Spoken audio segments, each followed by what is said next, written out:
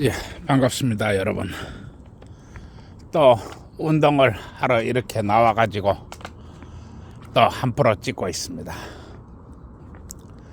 참 언제 봐도 이 우리 집 뒷동산에 있는 이 야경은 이렇게 아름답습니다.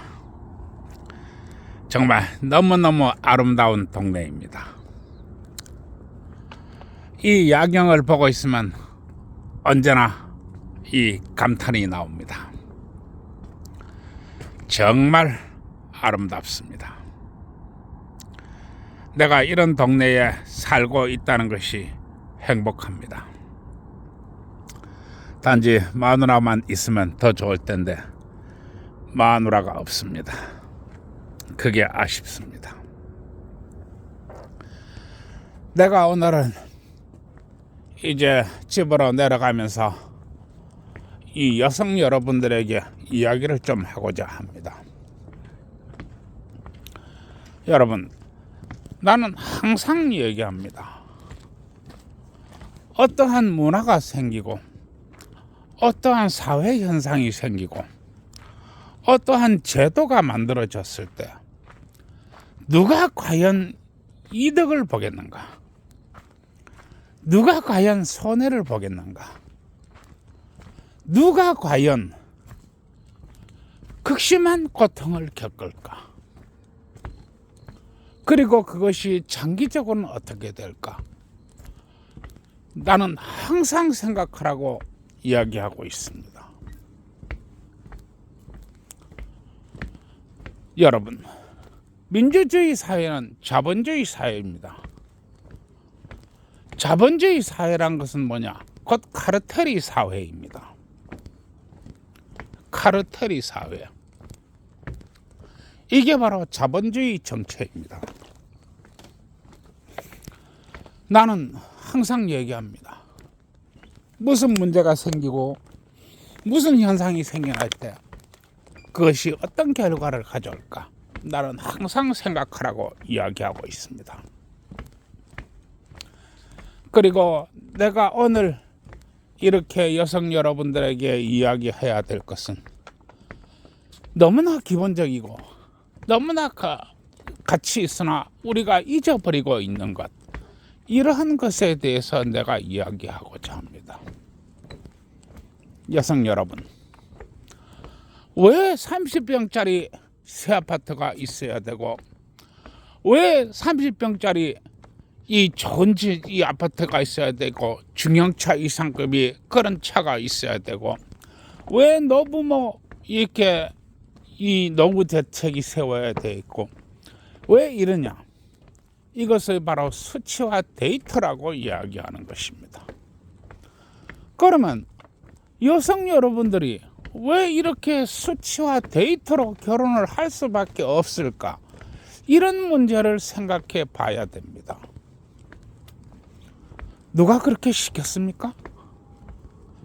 누가 그렇게 하면 안 된다고 얘기하던가요? 누가 꼭 그렇게 해야 된다고 하던가요? 이것을 가리켜 사회 문화라고 합니다. 그러면은 이 왜 수치화 데이터로 할 수밖에 없었느냐? 그것은 이 우리나라의 이 젊은 남녀들 등 뒤에 또 기혼자의 등 뒤에 칼을 들고 노리는 자들이 있기 때문에 그렇습니다. 이게 바로 대한민국 사법부 주식회사입니다. 이것들이 붙기만 붙어봐라. 이것들이 건들기만 건드봐라. 이것들이 신체 접촉을 하기만 해봐라. 내가 여절을 내줄 거야. 이렇게 큰 칼을 들고 노리고 있는 것입니다. 그러다 보니까 남자가 여자를 겁을 내는 세상이 되었습니다. 남자가 여자를 겁을 내는 세상이 되었다, 이런 얘기입니다. 여러분, 여성 여러분들은 예쁘게 치장을 하고 향기 나는 몸에 향수도 뿌리고 이렇게 해서 남성들을 유혹하고자 합니다. 그러나 이제 그러한 방식 안 통합니다. 왜냐하면 그러한 방식으로 덥석 다가갔다가는 바로 추행이 되고 스토킹이 되기 때문에 그렇습니다. 추행이 걸리고 스토킹이 걸려도 그 남자의 인생은 끝납니다. 이력서에 빨간 줄 올라가 버리니까요. 어디 취업할 데도 없고 아무리 많은 배운 기술도 필요가 없고 아무리 높은 이름을 가지고 있다 해도 한 방에 갑니다. 여성 여러분, 이걸 인지해야 됩니다. 그러면 남성이 손을 내밀면 여성이 손을 잡아야 됩니다. 그런데 손을 안 잡지요. 왜냐? 가치가 떨어지니까 그렇습니다. 내가 몸값을 올려야 되는데 남자가 손을 내민다 해서 덥석 잡으면 가치가 떨어지는 거지요. 그리고 남자가 이렇게 합시다 라고 했을 때 그 말을 한순간에 오케이 해버리면 가치가 떨어지는 거지요. 그러나 여성 여러분들은 아셔야 됩니다. 남자의 말 한마디는 목숨을 걸고 하는 거라는 것을 알아야 됩니다. 남자가 손을 걸 때는 남자는 목숨을 걸고 손을 내민다는 걸 알아야 됩니다. 부끄러워할 그런 대상이 아닙니다. 이게 현실입니다. 그러나 단지 여성이 부끄러움을 느꼈다, 창피함을 느꼈다, 이런 걸 가지고 법정에 가면 그 남자의 인생은 끝이 나버립니다. 왜냐하면 대한민국 사법부 주식회사가 남자를 끝장을 내야 남자에서 돈이 나오기 때문에 그렇습니다. 돈 말입니다. 돈. 어느 정도냐? 여러분, 합법적 부부가 신혼 첫날 밤에 부부관계하면 징역 3년이 나라입니다. 이게 대한민국입니다. 이 신혼 4박 5일밖에 안 된 부부가 신혼 4일 차에 신랑이 신부를 안아보면 강간 미수가 되는 나라입니다. 아니라고 하지 마십시오. 바로 나의 이야기고 국민 참여 재판의 결과입니다. 그런데 여성 여러분들이 내가 좀 더 빼면 될 거야, 내가 좀 더 시간을 끌면 될 거야, 내가 좀 더 여유 있게 하면 될 거야, 이렇게 한다는 것은 이제 그것은 구시대의 사고방식이 되어버렸습니다. 이젠 여성들이 그렇게 해서는 안 된다고 하는 것입니다. 한마디로 기회가 왔을 때 잡아야 되고 찬스가 왔을 때 잡아야 된다는 것입니다. 그게 지금 이 우리나라의 현실입니다. 그리고 연애의 현실입니다. 그러면 내가 지금 헛소리를 하고 있는 것인가? 아닙니다. 미국에서는 여자가 이 첫 데이트에 잠자리를 가질 확률이 20%라고 합니다. 이게 데이터에 나온 것입니다. 즉, 첫 만남에 바로 모텔로 치킨한다는 얘기입니다. 이게 20%나 된다는 것입니다. 그리고 50%가 대부분 두 번째 만남에 잠자리를 한다는 그런 이 데이터가 있습니다. 나머지 30%는 세 번째 만나면 잠자리를 가진다고 하는 것입니다. 그리고 세 번째 만남까지 잠자리를 가지지 않으면 대부분 거기서 땡입니다. 그럼 미국만 이러냐? 다른 유럽 나라들도 이와 같이 대동소이하게 되어 있습니다. 이게 무슨 얘기냐? 그만큼 빠른 템포가 요구된다는 것입니다. 그리고 빠른 판단 능력이 요구된다는 것입니다. 이와 같이 하기 때문에 미국이나 유럽이나 이런 데서는 남녀가 만나가지고 밥을 먹을 때도 네 밥값은 네가 내고 내 밥값은 내가 내고, 어디 공원에 갈 때도 네 입장료는 네가 내고 내 입장료는 내가 내고, 이게 공식화되어 있는 것입니다. 왜 그러냐? 빠른 판단을 해야 되기 때문에 그렇습니다. 빠른 판단. 왜냐? 그래야만이 네 돈은 네가 쓰고 내 돈은 내가 써야만이 헤어질 때 부담이 없다는 것입니다.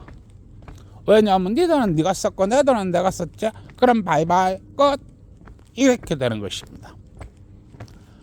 그리고 만나보고 참 서로 호감이 들고 이렇게 하면 그때는 바로 잠자리로 갑니다. 왜 바로 잠자리로 가느냐? 이 부부가, 이 결혼하는 부부가 이 결혼을 하는 가장 큰 이유는 바로 성입니다. 섹스라는 것입니다. 그러면 이 섹스는 무엇 때문에 얽혀가 있느냐? 그것은 여성에게는 안정감입니다. 그리고 돈입니다. 따라서 이 여성 또한 섹스로 이렇게 성으로, 남녀의 성으로 엮여 있는 것입니다. 그래서 과연 이 남자의 잠자리가 얼마나 되는가? 이 남자의 시간이 얼마나 되는가? 이 남자가 어떤 형태를 하는가? 이 여자는 어떤 형태를 하는가? 이 여자는 얼마만큼 하는가? 이런 것들을 겪어보기 위해서 그런 것입니다. 즉, 이 성에는 냉정한 계산이 들어가 있다는 것입니다. 그리고 서로 마음이 맞지 않으면 즉각적으로 헤어집니다. 왜냐하면 그래야만이 서로 덜 피곤하기 때문에 그렇습니다. 그런데 내가 오늘 이 이야기를 하고자 하는 게 아니고, 오늘 내가 이 이야기를 하고자 하는 것은 우리나라가 이와 같은 사회적 시스템이 안 되어 있기 때문에 이 우리나라가 너무나 어렵다고 하는 것입니다. 미국이나 유럽이 이와 같은 문화를 가질 때는 거의 100년이 소요되었습니다. 100년 말입니다. 엄청나게 오랜 시간이 걸린 것입니다. 그런데 우리나라는 이것이 아주 급격하게 진행되고 있습니다. 어마어마하게 빠른 속도로 이 문화가 진행되고 있다는 것입니다. 그리고 이 문화 속에서 가장 큰 피해를 보는 것은 바로 대한민국 여성입니다. 이 남녀가 서로 잠자리가 쉬워지지 않으면 그 남녀의 것은 수치와 데이터로 변할 수밖에 없습니다. 그러면 수치와 데이터는 어떻게 하느냐? 수치와 데이터로 만난 사람은 그 사이에 영이라는 게 없습니다. 영 말입니다. 둥근 영입니다. 둥글은 영 말입니다. 우리 살아가는 인생은 사실 영이 없어졌다 있다 없어졌다 있다 이렇게 진행되고 있다고 해도 과언이 아닙니다. 그리고 내가 이 40년 동안 영을 파괴했지만 아직도 내가 모르고 있습니다. 그만큼 어려운 것이 바로 이 둥그런 원입니다. 이 둥그런 원인 영이 그렇게도 어렵다는 것입니다. 따라서 부부가 접촉을 할 수 없기 때문에 남자의 상태를 알 수가 없습니다. 남자가 얼마나 폭력적인지, 남자가 얼마나 강한지, 남자가 얼마나 이렇게 사나운지, 또 이 남자가 어떠한 상태인지 모른다는 것입니다. 마찬가지로 여자들도, 남자도 여자가 어떠한 상태인지 모릅니다. 여자의 성품이 무엇인지, 여자의 기호가 무엇인지, 여자의 자세가 무엇인지, 여자의 성적 취향이 어떤지 알지 못합니다. 이것을 모르게 되면 결혼 생활할 때 난감한 상황이 옵니다. 곳곳에서 남자와 부딪힐 수밖에 없습니다. 왜냐하면 서로 간의 영이 맞지 않기 때문에 그렇습니다. 서로 간의 영이 맞지 않다 보니까 사사건건 부딪힙니다. 이게 바로 우리나라의 이 젊은 부부들이 또 기혼자들이 이혼율이 세계 최정상에 있는 이유가 여기에 있습니다. 우리나라가 저출산 국가이지만 우리나라의 이혼율은 상상을 초월하는 것입니다. 바로 이 지구상의 톱이라는 것입니다. 왜 이렇게 됐는가? 그것은 이 결혼을 할 때 서로 이렇게 관계를, 직접적인 잠자리 관계를 많이 해보지 않았기 때문에 발생하는 것입니다. 그러면 이렇게 되면 여자는 무엇을 해야 될 것인가? 여자는 이 남자와 언제 헤어질지를 모릅니다. 왜냐하면 서로 맞지 않기 때문에 그렇습니다. 이 서로가 맞지 않기 때문에 여자는 남자를 재테크 수단으로 보는 것입니다. 남자를 재테크 수단으로 봐야 된다는 것입니다. 따라서 아이는 안 낳습니다. 결혼을 해도 아이는 안 낳습니다. 실제로 요새는 결혼을 해도 아이를 낳지 않습니다. 오죽하면 혼인신고를 해도 혼인신고를 해도 이 혼인 서약은 하지 않습니다. 이게 무슨 얘기냐? 못 믿는다는 것입니다. 그리고 잘하면 아이 하나를 낳습니다.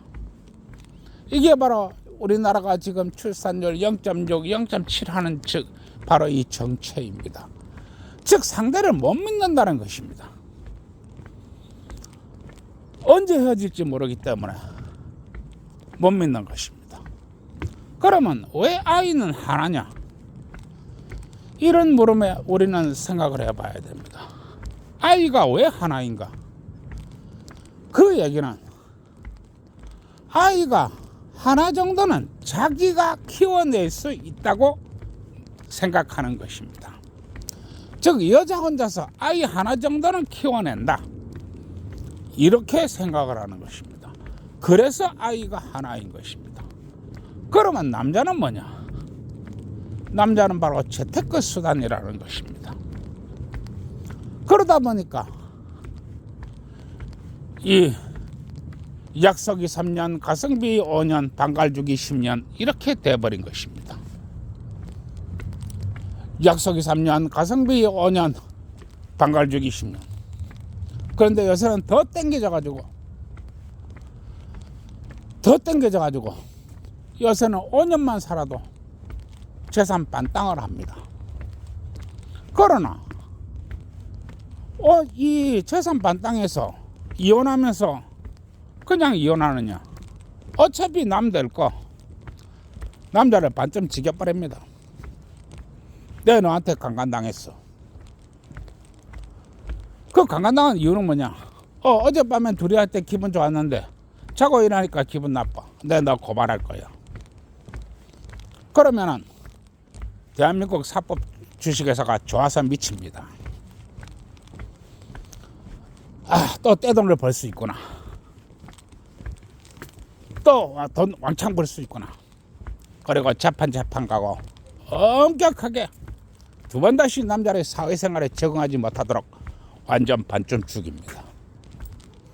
그러면 남자는 어떻게 합니까? 있는 돈 없는 돈 다 내놔야 됩니다. 그러면 이제 재산 반땅에다가 이제 합의금 반땅 해가지고 다 뺏어갑니다. 이게 바로 재테크입니다. 그리고 지금 이렇게 지금 되고 있습니다. 나이 70 먹은 사람이, 나이 70서인가 먹은 사람이 이 아침에 이 개인 택시를 몰고 나가면서 여보 고등어찌개 해놔라. 새벽 4시가 돼가지고 집에 들어와가지고 고등어찌개 해놨나 라고 물었습니다. 그러니까 마누라가 내가 왜 네 고등어찌개 끓여줘야 돼? 네가 알아서 물어. 남자가 야마 바짝 돌았습니다. 이게 바로 고등어찌개 사건입니다. 그리고 재판으로 갔고 이 판결문은 어떻게 나왔느냐. 93%의 재산을 여자에게 주라. 그럼 나머지 7%의 재산은 뭐냐. 개인 택시 한 대 남았는데 개인 택시는 양소양도의 대상이 아니고 법적으로 너한테 주고 자시고 하는 그런 대상이 아닙니다. 따라서 뺏을 수 없으니까 뺏을 수 있는 모든 것을 다 뺏은 겁니다. 이게 바로 73세 남자의 비극입니다. 그리고 이 73세 남자는 고등어 한 마리 때문에 전 재산을 잃고 인생이 무너졌습니다.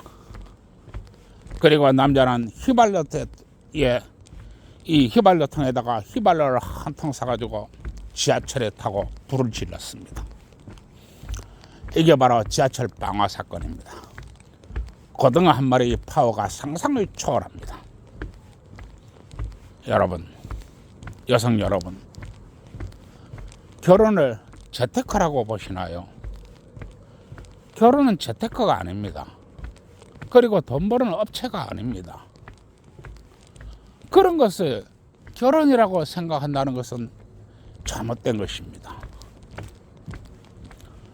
아주 잘못된 것입니다. 그리고 우리가 생각을 바꾸고 현실을 직시해야 되는 것입니다. 다시 한번 얘기합니다.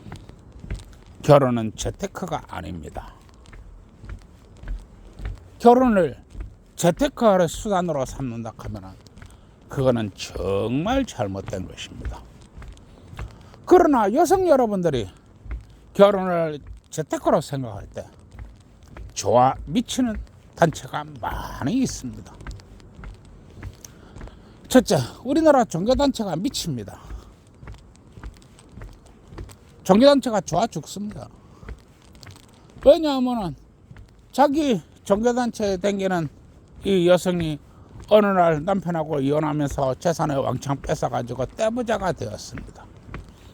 그 돈 그냥 가만 놔둘까요? 그 종교단체 이 수장이 짱구인가요? 바보인가요? 방어력이 없는 여자가 어느 날 왕창 떼돈을 벌었는데 가만 놔둘까요? 두 번째는 이 우리나라 금융회사나 또 이 우리나라 이 재테크 업체나 뭐 이런 데서 아주 또 좋아 미칩니다. 정말로 좋아 미칩니다. 하여튼 이래저래 수많은 단체들이 좋아 죽는 것입니다. 여러분, 이게 우리나라 현실입니다. 여러분, 여성 여러분, 이 세상에서 가장 믿어야 될 게 누군가? 바로 자신이 남편입니다. 두 번째로 믿어야 될 게 무언가? 바로 자신이 뱃속에서 나와서 커가는 아이들입니다. 그리고 세 번째로 믿어야 될 게 무언가? 바로 자신이 집안을 지키는 돈입니다. 오늘 나의 이야기를 잘 들으시고 한 번쯤 깊이 생각을 해 주었으면 하는 바입니다. 네, 요새 이렇게 많은 사람들이 얘기를 듣고 또 내가 겪어온 것들을 보면서 많은 생각을 합니다. 우리는 너무 기본을 잃어버린 것이 아닌가? 우리는 너무 소중한 것들을 잃어버린 것이 아닌가? 우리는 우리가 지켜야 될 기본적인 가치관을 너무 잊어버린 것은 아닌가? 이런 생각을 해봅니다. 그러면 또 얘기를 계속해야 되겠지요. 얘기를 하다 보니까 이제 거진 다 내려왔네요. 세상에 있는 청춘 남녀 여러분, 어디든지 간에 둘이 손잡고 이 좋은 데 놀러 다니시고 어디든지 간에 또 그 지역의 상권도 먹고 살기 위해서 이 맛있는 것도 사 드시고 또 그 지역에 숙박업소도 먹고 살기 위해서 떡도 많이 치시기 바랍니다. 젊은 청춘 남녀가 떡을 쳐봐야 합니다. 그래야만이 남자의 상태를 알 수 있고 여자의 상태를 알 수 있습니다. 젊은 청춘 남녀가 치는 떡이 나쁜 떡이 아닙니다. 그거 쳐봐야 됩니다. 그리고 우리 기혼자 여러분, 요즘 우리 기혼자 여러분들이 너무너무 일을 안 하는 것 같습니다. 기혼자 여러분들이 밤일을 열심히 해야 아이가 생길 거 아닙니까? 기혼자 여러분들이 짝을 사랑하고 싶나요? 그러면 많이 박으세요. 기혼자 여러분들이 자신의 짝을 좀 더 아끼고 싶나요? 그럼 많이 박으세요. 기혼자 여러분들이 짝이 좀 더 부드러워지길 바라시나요? 그러면 많이 박으세요. 부부의 성생활이라고 하는 것은 인생이 모든 것이라고 해도 과언이 아니며 결혼 제도의 모든 것이라고 하는 것입니다. 오죽했으면 우리 대한민국 대법원은 한결같이 이야기하고 있습니다. 부부의 성생활이라고 하는 것은 결혼 제도의 본질 중의 본질이다. 변함없이 이야기하는 것입니다. 많은 어려움이 있고 많이 힘든 것이 있습니다. 그러나 많이 박으시기 바랍니다. 부부가 박아야 행복해지고 부부가 박아야 사랑스러워진다고 말하는 사람, 우리 대한민국에 나밖에 없습니다. 참 답답한 현실입니다. 그럼 또 계속해야 되겠지요. 내 이 환갑이 넘어서까지 도대체 이 청춘 남녀가 치는 떡이 뭔 떡인지 모르겠는데 떡집 사장한테 가서 물어보세요. 그러면 떡집 사장이 아침에는 참기름 발라가지고 떡을 치고 점심때는 콩기름 발라가 떡을 치고, 외우세요. 달달 외우세요. 외우라고 내가 자꾸 이렇게 떠드는 겁니다. 내가 할 수 없어서 이렇게 떠드는 게 아닙니다. 외우라고 떠드는 겁니다. 저녁에는 들기름 발라가 떡을 치고 밤도 낮도 없이 떡을 쳐대니까 아마 떡집 사장이 떡 하나 주면서 잘 가르쳐 줄 것입니다. 그리고 기혼자 여러분들은 박는 거라고 했는데 참내 우리 기혼자 여러분들이 사리가 한 가마씩 나오는 거 내 충분히 이해합니다. 내 이 환갑이 넘어서까지 도대체 기혼자 여러분들이 박는 게 뭔지는 모르겠는데 그게 뭐 마누라가 박는 건지 남편이 박는 건지 뭘 박는 건지 어딜 박는 건지 내가 모르겠는데 건설회사 사장한테 가서 물어보세요. 그러면 건설회사 사장이 아침에는 세모난 파이프 받고 좀 외우시기 바랍니다. 점심때는 네모난 파이프 받고 저녁에는 둥그런 파이프 받고 또 새벽에 자다 일어나가지고 커다란 강간도 박아섰고 이것도 받고 저것도 받고 뭐 밤도 낮도 없이 박아대니까 아마 건설회사 사장이 입에 침을 튀가면서 그 어려운 난공사를 설명해 줄 것입니다. 그러니 기혼자 여러분들은 건설회사 사장한테 가서 물어보세요. 예, 날이 잘하고 환절기입니다. 옷 잘 입고 다니세요. 그러면 좋은 밤 되세요. 그리고 구독과 좋아요 눌러주시기 바랍니다.